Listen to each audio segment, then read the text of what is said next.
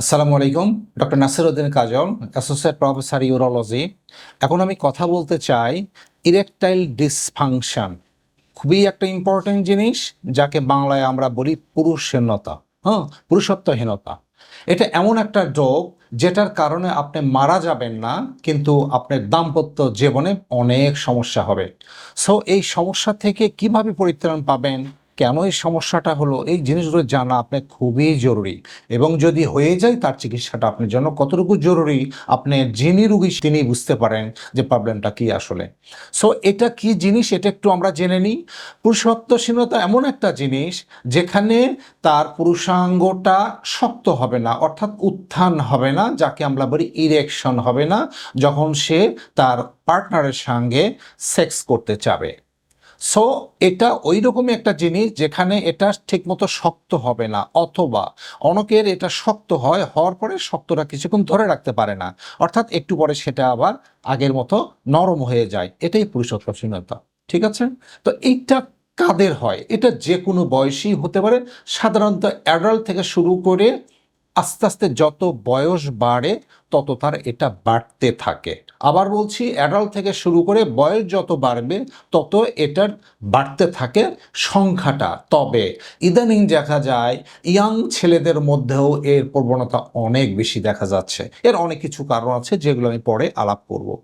So আমরা যদি একত্রে বলি যে পুরুষত্বহীনতা কেন হয়, ইরেকটাইল ডিসফাংশনটা কেন হয়, অনেকগুলো কারণ আছে। এর মধ্যে যে কারণগুলো আমরা একদম আলাপ না করলেই না, তার মধ্যে যেটা আসবে সেটা হচ্ছে যে কেউ যদি খুব টেন্স থাকেন, অ্যাংজাইটিতে ভোগেন, বিশেষ করে ইয়াং ছেলেদের ক্ষেত্রে যদি অ্যাংজাইটিতে ভোগেন অথবা ডিপ্রেশনে থাকেন, প্রচণ্ড রেস্টলেস থাকেন, অর্থাৎ মানসিকভাবে যিনি খুব বিপর্যস্ত, তাদের হয়। যাদের বয়স আস্তে আস্তে বাড়ে, বয়সজনিত কারণে এটা হতে পারে। কারো যদি ডায়াবেটিস থাকে লং টার্ম আনকন্ট্রোল, তাদের হবে। হাইপারটেনশন থাকলে অথবা তার যদি হার্টের সমস্যা থাকে, এগুলোতে হতে পারে। কিছু নিউরোজেনিক প্রবলেম আছে, যেমন কারো যদি স্ট্রোক করে থাকে, কার পার্কিনসনিজম, কারো যদি মেরুদণ্ডতে অপারেশন হয়ে থাকে অথবা অ্যাক্সিডেন্টের কারণে মেরুদণ্ডতে আঘাত পেয়েছেন, এগুলোর কারণে হতে পারে। কিছু ঔষধপত্রের কারণে হতে পারে। এই সমস্ত জিনিস যদি আমরা মাথায় রাখি, তাহলে কিন্তু এর কারণটা নির্ণয় করাটা খুব সহজ, কারণ কারণ নির্ণয় করলে তার চিকিৎসাটা অনেক ইজি হয়ে যায়। সো এই জিনিসগুলো আমাদের জানতে হবে এই কারণে হয়। এখন কি হয় সেটা তো বললাম, যে এটা উত্থান হয় না, অথবা উত্থান হলেও একটু পরে আবার হয়তো নরম হয়ে যায়, এটাই তার সমস্যা। আমরা রোগীর যদি ইতিহাস নেই, ইতিহাস নিলে আমরা এই জিনিসগুলো জানতে পারবো, তার কি কি রোগ আছে অন্যান্য, বা কি ঔষধ খায়, আর অন্যান্য কি প্রবলেম, সেগুলো আমরা বের করতে পারবো। তো এইগুলো রোগীর চিকিৎসা করার জন্য আমাদের রোগটা নিশ্চিত করতে হয়, আরও কিছু পরীক্ষা নিরীক্ষা করে আমরা রোগটা নিশ্চিত করি। সেই পরীক্ষাগুলো, অনেকগুলো পরীক্ষা আছে, কিছু রক্ত পরীক্ষা আছে, তারপর কিছু ডুপ্লেক্স আল্ট্রাসাউন্ড আমরা করি। এই সমস্ত করে আমরা সাধারণত রোগটা নিশ্চিত করার চেষ্টা করি। এখন আসি আমরা চিকিৎসায়। আমাদের উদ্দেশ্য হচ্ছে চিকিৎসা কর্তা, অর্থাৎ জনগণ, আপনারা যারা রোগী জানতে চান, আপনাদের পরীক্ষা নিরীক্ষা খুব বেশি দরকার আপনাদের জন্য না, মেইনলি আপনারা চিকিৎসা কি করবেন। প্রথম কথা হচ্ছে চিকিৎসা হবে তার রোগ কেন হয়েছে, কেনটা নির্ণয় করে, অর্থাৎ যে কারণটা বের হলো সে কারণে চিকিৎসাটা আপনাকে করতে হবে। যদি আমরা একত্রে বলি, সাধারণত যে কথাগুলো বলতে হবে, রোগীকে আমরা মানসিকভাবে আগে সেটেল করার চেষ্টা করি, যে হ্যাঁ এটা একটা রোগ, এটা চিকিৎসা করলে আপনি ভালো হবেন, আপনি মানসিকভাবে ভেঙে পড়বেন না, অথবা বেশি টেনশন করবেন না, করলে আপনি আরও খারাপ হয়ে যাবেন। সো তার সাইকোথেরাপিটা খুবই বেশি দরকার, তাকে কাউন্সেলিং করতে হবে। তারপর আমরা তাকে ঔষধে প্রথমে চেষ্টা করি। কিছু ঔষধ আছে যে ঔষধগুলো দিলে অনেক রোগী ভালো থাকেন। তবে এখানে একটা কথা বলে নেওয়া ভালো, যে ঔষধগুলো আমরা দিই, এই ঔষধগুলো এটা কিন্তু আপনি কিওর করবে না। ইটস অ্যান কন্ট্রোলেবল ডিজিজ, অর্থাৎ আপনি যখন খাবেন তখন কাজ হবে। এটা অন্য রোগের মতো না, আমি খেলাম 1 মাস 2 মাস আমি একদম সারা জীবন ভালো হয়ে গেলাম, জিনিসটা আসলে তা না। যখন খাবেন তখনই কাজ করবে, খাবেন না কাজ হবে না। এই জিনিসগুলো আমরা আগেই বলে দিই, না হলে রুগীরা অনেক বিভ্রান্তিতে পড়ে। তারপরেও রুগীকে বলবো, এই ওষুধ খেয়ে যদি আপনি ভালো থাকেন, ওকে ইউ ক্যান কন্টিনিউ, যতদিন ভালো থাকেন আপনি থাকেন। যদি ঔষধে উন্নতি না হয়, সাইকোথেরাপিতে উন্নতি না হয়, তখন আমরা চিকিৎসার অন্য অপশনে চলে যাই। আগেকার যুগে অন্য আরও চিকিৎসার অপশন ছিল, যার মধ্যে ছিল আমরা পুরুষাঙ্গতে ইঞ্জেকশন দেওয়া, অন্য কিছু চিকিৎসা ছিল। এগুলো আসলে খুব বেশি আর ইফেক্টিভ না, কারণ এগুলোর অনেক জটিলতা আছে। সো এখন যদি বলি এ যুগে সবচেয়ে বেশি ইফেক্টিভ ফলপ্রসূ চিকিৎসা, সেটা হচ্ছে ইমপ্ল্যান্ট, অর্থাৎ যাকে আমরা বলি পেনাইল ইমপ্ল্যান্ট বা পেনাইল প্রস্থেসিস। এটা একটা অপারেশন, যে অপারেশন করে আমরা একটা ডিভাইস পুরুষাঙ্গ অর্থাৎ পেনিসের মধ্যে আমরা সেট করে দিলে আপনার সেক্স অতি দ্রুত আপনি নর্মালে চলে আসবে।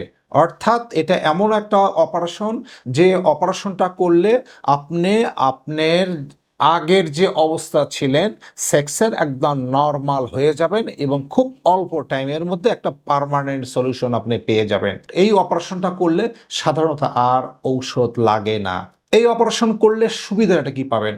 আপনি দ্রুত ভালো হয়ে যাবেন, আপনি যখনই মন চাবে আপনি সেক্স করতে পারবেন, আপনার পুরুষাঙ্গ আপনার সাইজ বা গার্ড যেটা বলি আমরা পুরুত্ব বা মোটা, এটা আপনি স্ট্যান্ডার্ড যেটা আপনি সেটা পেয়ে যাবেন। যখন আপনি প্রয়োজন সেক্সটা করতে পারছেন আপনার সন্তুষ্টি মতো, এবং আপনার অপোজিট পার্টনার এই অপারেশন করার পরে উনিও অনেক সন্তুষ্টিতে থাকবেন। অর্থাৎ আপনাদের কনজুগাল লাইফ বা কাপল লাইফ আপনারা খুব হ্যাপি থাকবেন। আপনার দাম্পত্য জীবন আপনারা খুব সুখ স্বাচ্ছন্দ্যে ভালো মতো এনজয় করতে পারবেন। এটাই হচ্ছে এ যুগের আধুনিক চিকিৎসা। আপনি যদি ওয়েস্টার্ন কান্ট্রিতে যান, আপনি যদি বড় বড় দেশে যান, দেখবেন এটাই একমাত্র তারা এখন অপারেশন করেন, অথবা ঔষধ। এর বাইরে আর সাধারণত অন্য কোনো পদ্ধতিতে তারা চিকিৎসা করার চেষ্টা করেন না। কারণ হচ্ছে বিভিন্ন স্টাডিতে, বিভিন্ন জার্নালে আমরা দেখেছি, বিভিন্ন অপারেশনে দেখেছি যে এই পেনাইল প্রস্থেসিস এটা এমন একটা অপারেশন যেটা একমাত্র আপনাকে খুব দ্রুত সুস্থ করে দিতে পারে। সো এই অপারেশনটা যদি প্রয়োজন হয় তাহলে করতে হবে। এখানে ভুল বোঝার কিছু নেই। আমরা ইরেকটাইল ডিসফাংশন রোগী পেলেই প্রথমে অপারেশন বলি না, আমরা তাকে আগে ঔষধের চেষ্টা করি, তাকে সাইকোথেরাপি দেওয়ার চেষ্টা করি, তাকে কাউন্সেলিং করি, করে যদি ভালো থাকেন তো আলহামদুলিল্লাহ, যদি না থাকেন, যদি ইমপ্রুভ না করেন, তাহলে আমরা এই অপারেশনটার কথা বলি। দেখবেন এই জন্যই বারবার এই অপারেশনটা এমফাসিস দেওয়ার চেষ্টা করছি, কারণ এটি আপনাকে দ্রুত ভালো করে দেবে। এখন ইরেকটাইল ডিসফাংশন আমরা প্রতিরোধ কিভাবে করব? যেহেতু আমরা জানি যে অনেকেরই হয়, আমাদের দেশে প্রচুর রোগী আছে। আপনি যদি বিভিন্ন স্টাডি আমরা দেখি, দেখা যাবে আউট অফ 100 শতকরা 30 থেকে 35% রোগীদের সেক্সুয়াল ডিসফাংশন আছে বিভিন্ন ফর্মে। সো এটা খুবই একটা ইম্পর্টেন্ট জিনিস, যেটা জানার দরকার যে 100-তে 30 থেকে 35% রোগী যদি অসুস্থ থাকে, তাহলে কি পরিমাণ রোগী আমাদের দেশে আছে। তারা হয়তো ঠিকমতো কাউন্সেলিং হচ্ছে না, তারা ঠিকমতো ট্রিটমেন্ট পাচ্ছেন না, অনেকে আবার লজ্জায় ডাক্তারের কাছে যেতে চান না, অথচ তার দাম্পত্য জীবনে প্রচণ্ড রকম প্রবলেম। সো লজ্জা না পেয়ে ডাক্তারের শরণাপন্ন হন। বিশেষ করে আমরা যারা অ্যান্ড্রোলজিস্ট আছি, আমাদের সঙ্গে কথা বলবেন, আমাদের সঙ্গে দেখা করবেন, দেখবেন আপনি খুব ভালো একটা চিকিৎসা পাবেন ইনশাল্লাহ।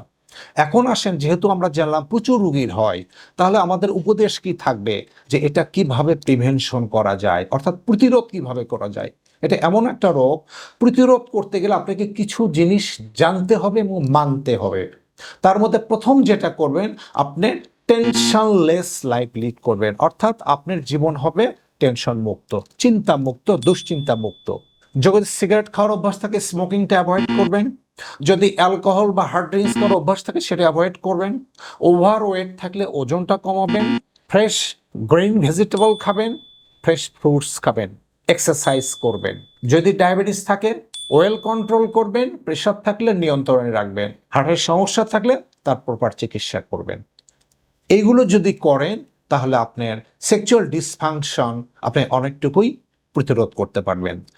আর আল্লাহ না করুক যদি এ রোগ হয়েই যায়, তার জন্য চিকিৎসা তো আমি বলেই দিলাম।